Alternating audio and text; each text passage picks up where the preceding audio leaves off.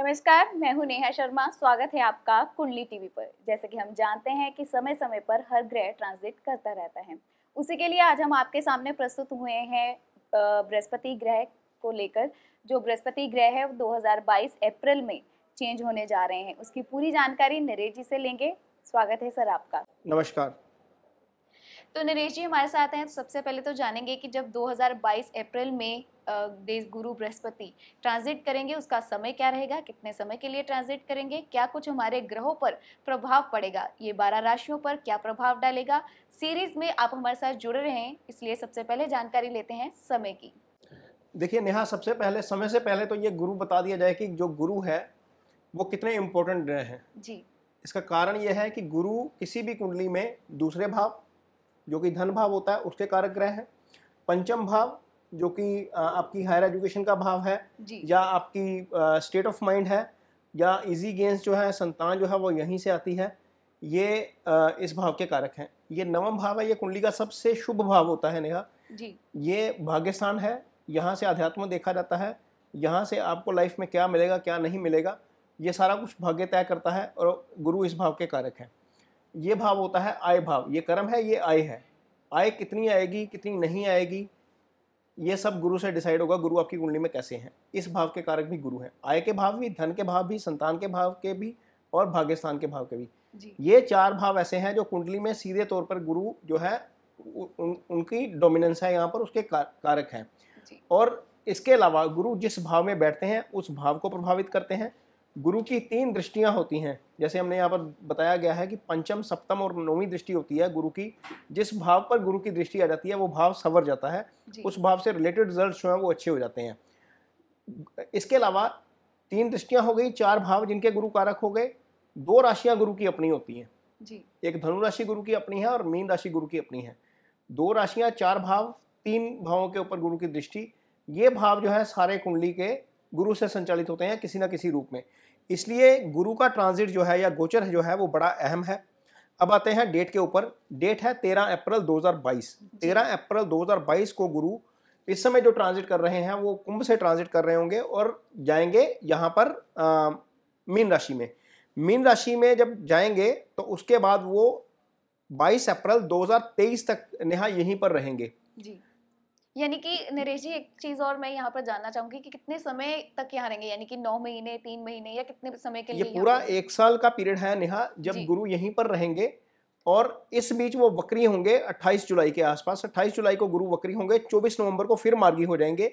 और गुरु का जो ट्रांजिट होने जा रहा है वो अपने ही नक्षत्र में होंगे, पूर्व भाद्रपद नक्षत्र में होंगे।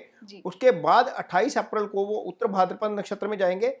उसके बाद पूरा जो गोचर है वो उसी नक्षत्र में चलता रहेगा और फरवरी 2023 के आसपास जाकर वो रेवती नक्षत्र जो बुध का नक्षत्र है उसमें जाएंगे। तो ये गुरु का गोचर रहेगा जो सारे जातकों को किसी ना किसी रूप में प्रभावित जरूर करेगा।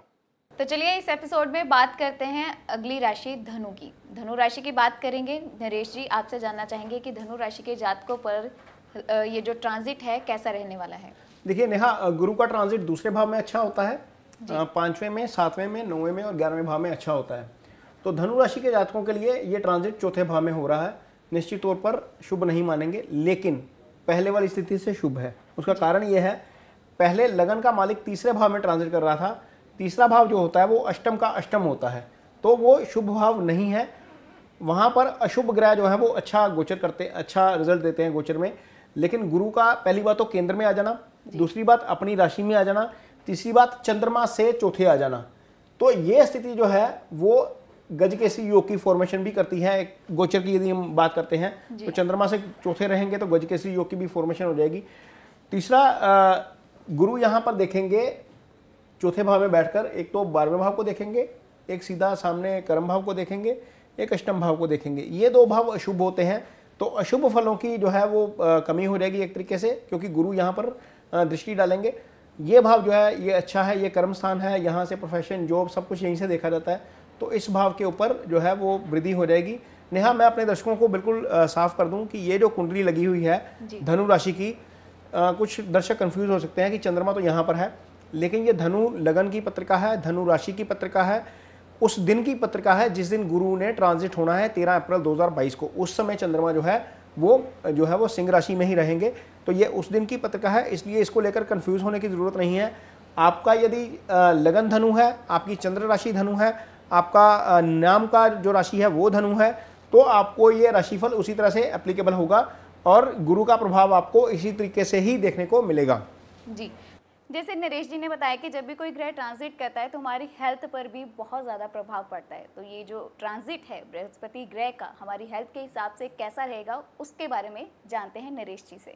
देखिए नेहा, लगन के स्वामी का तीसरे जाना अच्छा नहीं था जी। तीसरे थोड़ा सा डिस्टर्बेंस वाली स्थिति हो जाती है ओवरऑल, क्योंकि लगन जब वीक होता है तो थोड़ी सी जो है वो दिक्कत वाली स्थिति हो जाती है। लगन के या राशि के स्वामी का अपने से तीसरे भाव में गोचर करना अच्छा नहीं था। अब क्योंकि केंद्र में आ गए हैं तो स्थिति थोड़ी सी बेटर हो गई है। हेल्थ के लिहाज से यदि हम देखते हैं तो स्थिति थोड़ी सी बेटर हो जाएगी। दूसरा, जिनको लंबी बीमारी की समस्या थी या जिनको दवाई नहीं लग रही थी, समस्या आ रही थी, परेशानी हो रही थी, कुछ लोग नेहा बीमारी नहीं लोकेट कर पाते, डिजीज़ नहीं होती, लोकेट नहीं होती कई बार, तो वो स्थिति जो है वो थोड़ी सी इम्प्रूव हो सकती है। अष्टम को यहाँ पर गुरु देख रहे हैं, लंबी बीमारी इसी भाव से आती है। तो यदि आपको रिकवरी में कोई दिक्कत आ रही थी, कोई डिजीज़ ऐसी थी जहाँ पर आपको दवा नहीं काम कर रही थी, तो वो आपको काम करना शुरू कर देगी। यहाँ से लंबी बीमारी, एक्सीडेंट, सडन लॉस यहीं से देखा जाता है। तो अच्छे फल जो हैं गुरु के इस भाव के वो आपको मिलने शुरू हो जाएंगे। ये भाव रिसर्च का भी भाव है नेहा, यहीं से छुपा धन मिलता है, सडन लॉस या सडन प्रॉफिट यहीं से होता है। तो इस भाव से संबंधित सारे फल मिलेंगे। तो निश्चित तौर पर बीमारी से रिकवरी भी इसी भाव से होगी। तो यदि आपको कोई समस्या चल रही है, प्रोलॉन्ग है, तो वो आपको हो सकता है थोड़ी सी ठीक होनी शुरू हो जाए। इस भाव के ऊपर गुरु का प्रभाव नहीं पड़ेगा, क्योंकि लगन का मालिक केंद्र में आ गया है तो लगन मजबूत हो जाएगा। ये भाव लिटिगेशन एलिगेशन बीमारी का भाव है, ये इसके ऊपर कोई दिक्कत नहीं आएगी, मीन्स कोई असर नहीं है इसके ऊपर, ना ही नेगेटिव असर है ना ही पॉजिटिव असर है। तो मोटे तौर पर सेहत के लिहाज से ठीक रहेगा, क्योंकि राशि का स्वामी केंद्र में आ गया है चंद्रमा से चौथे भाव में। जी, तो चलिए बढ़ते हैं आगे, क्योंकि फाइनेंस हमारे जीवन में बहुत सारे उतार चढ़ाव लेकर आता है। तो जानकारी लेते हैं कि फाइनेंस के हिसाब से ये ट्रांजिट इस राशि के जातकों के लिए क्या कुछ लेकर आने वाला है। देखिए नेहा, जब गुरु यहाँ पर बैठे हैं चौथे भाव में, तो सीधी दृष्टि सप्तम पड़ेगी 6 राशि के ऊपर, यानी कि कन्या राशि के ऊपर जो 10वें भाव में पड़ी हुई है। तो जब नेहा, जब गुरु आधा ट्रांजिट कर जाएंगे, ये क्या करते हैं, जब गुरु की जो दृष्टि है डिग्रिकली सीधी पड़ती है, मान लीजिए गुरु यहाँ पर गोचर करेंगे 13 अप्रैल को, तो गुरु एक महीने में 2.5 डिग्री चलते हैं। जब 15 डिग्री चल पड़ेंगे तो बिल्कुल सीधी दृष्टि यहाँ पर पड़ेगी, यानी कि रफली 6 महीने के आसपास, यानी कि मान के चलिए अक्टूबर 2022। उसके बाद यहाँ पर ये लोग जो भी काम करेंगे वो बहुत सक्सेसफुल होगा। हालांकि पहले भी होना शुरू हो जाएगा, लेकिन डिग्रिकली उसके फल जो है वो उस समय मिलने शुरू होंगे।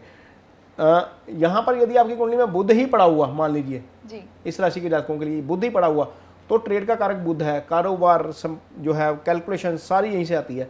ऐसे लोग नेहा नॉर्मली क्या करते हैं, बैंकिंग में होते हैं, जिनका यहाँ पर कन्या राशि होती है, उनका कैलकुलेशन बड़ा अच्छा होता है, वो बैंकिंग में होते हैं या वो फाइनेंस का काम कर रहे होते हैं, उनके लिए ये गुरु का ट्रांजिट बहुत अच्छा है। यदि आप प्रमोशन की एक्सपेक्टेशन कर रहे हैं, जॉब में प्रमोशन हो सकती है, आपको लगता है कि जॉब में आपकी सुनी नहीं जाती, वहाँ पर आपकी सुनवाई होनी शुरू हो जाएगी। तो एक तरीके से गुरु का ट्रांजिट, गुरु की दृष्टि इस भाव के लिए बहुत अच्छी है। कारोबार जिनका नहीं चल रहा उनके लिए नए मौके आएंगे, अच्छी ग्रोथ कारोबार में मिलेगी। वैसे भी अगला जो साल है नेहा, वो फाइनेंशियली अच्छा रहने वाला है सबके लिए, क्योंकि कोरोना का प्रभाव खत्म है, इकॉनमी ग्रो कर रही है, तो उसका असर निश्चित तौर पर कारोबारियों को देखने को मिलेगा। जहाँ तक आय की बात है नेहा, खर्चे क्योंकि इस भाव से आते हैं, तो गुरु की दृष्टि वहाँ पर खर्चों को कंट्रोल कर देगी। जब खर्चों को कंट्रोल करेगी तो आपकी आय अपने आप ठीक होनी शुरू हो जाएगी। एक काम जरूर करिएगा, यदि आप निवेश कर रहे हैं तो सट्टा मत लगाइएगा। कोई भी निवेश आपने इस दौरान संभल के करना है।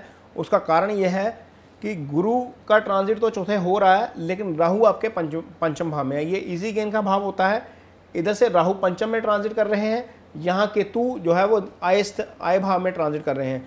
यदि आप बिना सोचे समझे किसी जगह पर निवेश करेंगे, भले वो प्रॉपर्टी है, भले वो शेयर मार्केट है, भले वो निफ्टी की ऑप्शंस हैं, फ्यूचर हैं, भले ही आपका गोल्ड सिल्वर का फ्यूचर है, उसमें निवेश करेंगे तो पैसा आपका डूबना तय है। इसलिए वहाँ पर हाथ मत लगाइएगा, हाथ जल जाएंगे आपके। अपनी मेहनत करिए, मेहनत को गुरु आपकी पूरा फल देंगे। जी, रिलेशन या जिसे कह लें रिश्ते, ये हमारे जीवन में अहम रोल प्ले करते हैं, रिश्ते बहुत ज़रूरी होते हैं, लेकिन जब रिश्तों में मनमुटाव आ जाता है या फिर उतार चढ़ाव आता है तो जीवन उथल पुथल हो जाता है। तो इसी की जानकारी लेते हैं कि ये ट्रांजिट रिश्तों के हिसाब से कैसा रहेगा इस राशि के जातकों के लिए। देखिए नेहा, ये जो ट्रांजिट है यदि हम देखते हैं तो गुरु किसी भी तरीके से इसको प्रभावित नहीं कर रहे, लेकिन चूंकि लगन के मालिक गुरु हैं तो हर चीज़ को प्रभावित करेंगे, लाइफ की हर चीज़ को प्रभावित करेंगे। यहाँ पर अपनी राशि में आ गए हैं, ये सुख स्थान है, लेकिन गुरु के बारे में कहा जाता है कि जहाँ पर गुरु होते हैं उस भाव से संबंधित फलों की हानि हो जाती है। तो आपको रिलेशनशिप में बहुत संयम के साथ काम लेना पड़ेगा। खासतौर पर जिन महिलाओं की कुंडली में गुरु जो है वो वीक होंगे उनको थोड़ा सा ध्यान रखना पड़ेगा। यदि आपकी कुंडली में आप फीमेल हैं और आपकी कुंडली में गुरु 6, 8, 12 में प्लेस हैं आपकी नेटिव चार्ट में, या नीच राशि में है, या शनि केतु के साथ पड़े हुए हैं, तो आपको थोड़ा सा इस स्थिति में ध्यान रखना पड़ेगा। यदि गुरु की महादशा चल रही है आपकी कुंडली में तो आपको खास तौर पर ध्यान रखना पड़ेगा अपनी रिलेशनशिप को लेकर। जहाँ तक मेल्स की बात है तो उनको भी थोड़ा सा जो है वो दिक्कत आ सकती है। हालांकि ये जो भाव है यहाँ से जो केतु देख रहे हैं इस भाव को, केतु इस भाव को देख रहे हैं, ये सप्तम भाव है, ये पार्टनरशिप का भाव है, ये आपकी रिलेशनशिप का भाव है। तो आपको थोड़ा सा केतु के एस्पेक्ट को ध्यान में रखते हुए भी थोड़ा सा ध्यान रखना पड़ेगा आपसी रिलेशनशिप ताकि ना बिगड़े।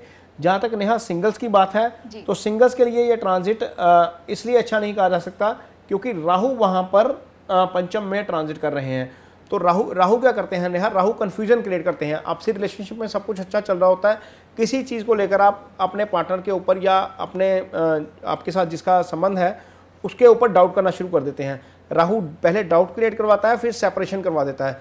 तो जो लोग सिंगल्स हैं इस राशि के, धनु राशि के, उनको अपने जो पार्टनर हैं, चाहे वो मेल है चाहे वो फीमेल है, उसमें कॉन्फिडेंस बरकरार रखना पड़ेगा। यदि आप थोड़ा सा भी तिरकेंगे, थोड़ा सा भी आपको डाउट होगा तो राहु वहाँ पर आपका काम कर देगा। जिन लोगों की शादी होनी है, जिन लोगों को लगता है कि रिश्ता हो गया है, मंगनी हो गई है, वो पहले ही ये काम जो है वो पूरा देख परख के करें, क्योंकि वहाँ पर राहु की उपस्थिति कई बार क्या होता है, रिश्ता हो जाता है बाद में टूट जाता है। तो वो स्थिति जो है वो आपके लिए खराब हो सकती है राहु की पंचम में। यदि आप रिश्ता देख परख कर नहीं करेंगे, इंक्वायरी पहले पूरी नहीं करेंगे, तो आपके लिए स्थिति थोड़ी सी और हो सकती है। खास तौर पर जब राहु की ही अंतर्दशा चल रही हो आपकी कुंडली में, तो आपको इस चीज़ का खास तौर पर ध्यान रखना है धनु राशि के जातकों का कि रिश्ता सोच समझ के करिएगा। जी, अब जानते हैं कि इस राशि के जातक क्या क्या उपाय कर सकते हैं। नेहा, क्योंकि धनु राशि में लगन के मालिक गुरु हैं तो एक पेड़ तो पहले जरूर लगाया जाए जी। ये पूरी लाइफ के लिए उपाय है। और पेड़ भी लगाया जाए फल का, चाहे वो आप अमरूद का लगा लीजिए, चाहे घर में अंगूर की बेल लगा लीजिए, चाहे आप एप्पल, यदि आप पहाड़ी एरिया में हैं तो आप एप्पल का पेड़ लगा सकते हैं। किसी भी फल का पेड़ लगाइए, जिस दिन वो फल देना शुरू करेगा वो आपके लगन को मजबूत कर देगा। जब लगन मजबूत होता है तो लाइफ के सारे एस्पेक्ट मजबूत हो जाते हैं। तो एक फलदार पेड़ आपको ज़रूर लगाना है। कुछ भी हो, गुरु ट्रांजिट कर रहे हैं, गुरु की महादशा आएगी जब वो 16 साल की होती है। यदि आपकी कुंडली में महादशा नहीं भी है तो अंतरदशा में वो फल करना शुरू कर देंगे। जैसे जैसे वो पेड़ ग्रो करेगा वैसे वैसे आपका धन, आपका स्टेटस, आपकी समृद्धि, आपका नेम फेम सब कुछ बढ़ता जाएगा। तो एक जो है वो पेड़ आपको जरूर लगाना है। 2 राशियों के लिए मैं ये उपाय जरूर बताता हूँ नेहा, जिनकी कुंडली में लगन का स्वामी जो है वो गुरु है। दूसरा उपाय आप जो कर सकते हैं वो कर सकते हैं कि गुरु के जो मंत्र हैं गुरुवार वाले दिन वो ज़रूर पढ़िए। उससे आपको एक तो मानसिक शांति मिलेगी, दूसरा आपका लगन मजबूत होगा, आप बीमारी से दूर रहेंगे। जी, तो चलिए इस एपिसोड में हमने बात की है धनु राशि की। इसी सीरीज में नेक्स्ट एपिसोड में हम बात करेंगे मकर राशि की। तो तब तक के लिए धन्यवाद। नमस्कार।